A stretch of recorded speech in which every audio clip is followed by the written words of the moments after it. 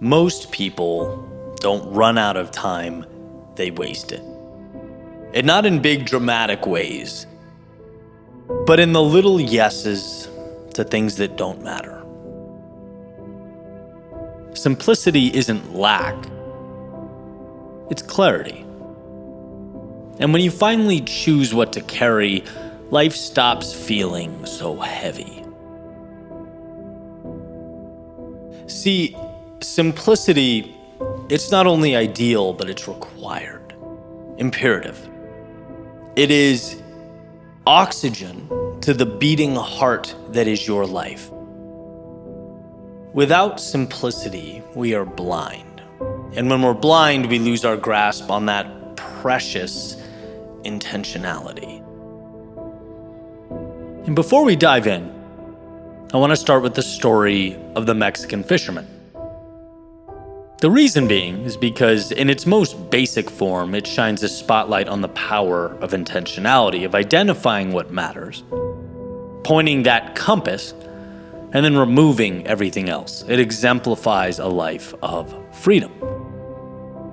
So we'll start with the businessman, standing on a pier one day in a little coastal village, when a small boat with just one fisherman docks below. And inside that boat were several large fresh fish.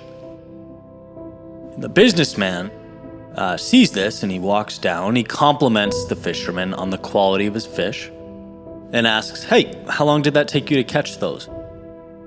The fisherman replies, "Not very long." Businessman asks, "Well, why didn't you stay out longer and catch more?" The fisherman explained that he had enough to support his family's immediate needs. "But what do you do with the rest of your time?" the businessman asks. The fisherman smiled and said, "Hey, I sleep late, fish a little, play with my children, take siestas with my wife, Maria. I stroll into the village each evening where I sip wine and play guitar with my friends. I have a full and busy life." And the businessman kind of scoffed hearing that. He says, "Look, I have a Harvard MBA and I can help you. You should spend more time fishing. With the proceeds, what you can then do is buy a bigger boat. And then with the proceeds from that, you can buy several boats. And eventually you're going to have a fleet of fishing boats." And he goes on and on. Instead of selling your catch to a middleman, you can sell directly to the processor. Eventually you could open your own cannery or packaging center. You could control the product, processing and distribution. You'd move to a bigger city and then a bigger city, eventually a central hub like New York and Paris where you're expanding your enterprise. The fisherman goes, "Okay, how long would all this take?" The businessman says, "About 15 to 20 years. "And then?" asked the fisherman. The businessman laughed. "Well, that's the best part. When the time is right, you would sell your company and you'd become very rich. You'd make millions." "Millions? Then what?" asked the fisherman. "Well, then you could retire.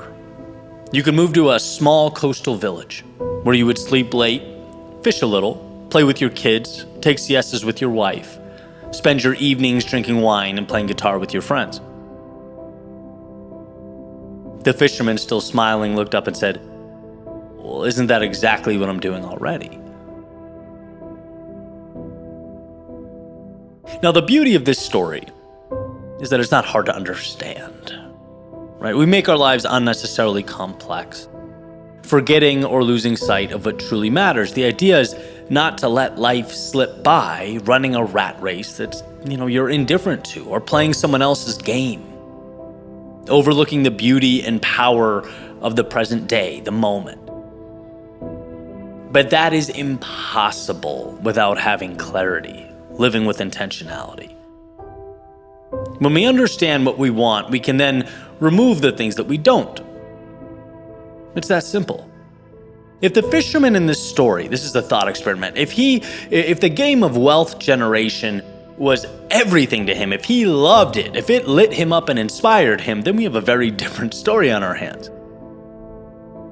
If he wanted to go build an enterprise, then it's amazing. Take the businessman's advice and go get it, brother, right? Scale this thing. Trade some of that time with your friends and family for shaking hands and iterating your process and expanding your reach, but clearly that's not what he wants at all.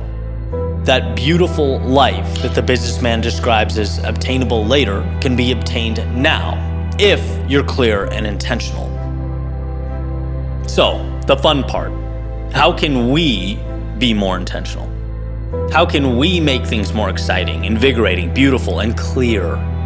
How can we remove distraction and invite in the stuff that makes us want to jump out of bed in the morning?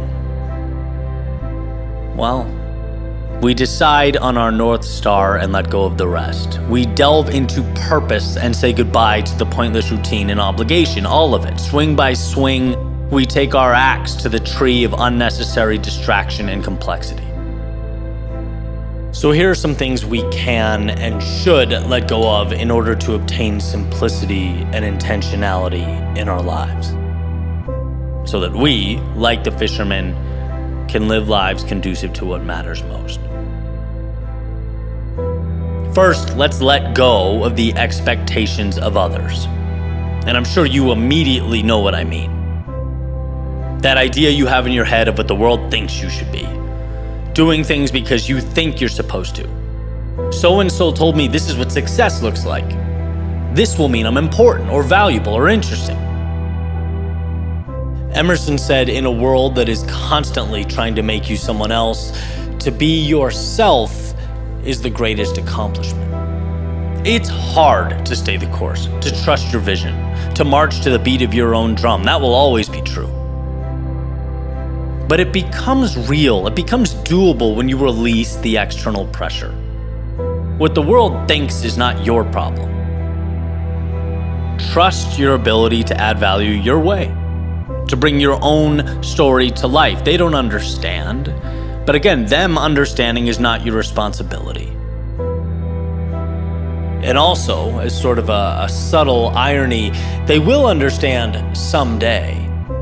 It's just that the road to someday has to be protected from the externalities and held dear. Next, let go of the things you do without a reason for doing them. Huh? Eddie, what do you mean? There's always a reason. Sure. Maybe I should put it this way. The things you do that don't impact the categories that matter to you most. Right? If you had to pick 2 or 3 things that meant everything, that were the most important, and then, before you went to bed at night, audited your day, thought about everything you did that day, between the people you talked to, messaged, places you went, content you consumed, food you ate, how much of that would point directly at those things that matter? How much of it could be directly connected to what's most important? See, I try incredibly hard to be intentional about this, and I'll tell you what, I'm amazed by how much stuff still sneaks onto my schedule that does nothing for me, directly or indirectly. I can't even imagine if I was operating blind or not thinking about this. So be intentional about what you do and how you spend your time. One of my favorite ideas on this topic comes from the book Boys in the Boat, about some college rowers. And the idea is simple. If something makes the boat go faster, they'll entertain it. If it doesn't, they will not, right? It brings them clarity. That simple dichotomy clears up everything. It positions the boat to succeed. It's always front and center. And that's how you should be with what matters to you. The next thing you should let go of is overconsumption of knowledge. And this one's kind of sneaky, because to learn is important, right? To learn is to grow, and to grow is to fully live. I'm not advocating for ignorance.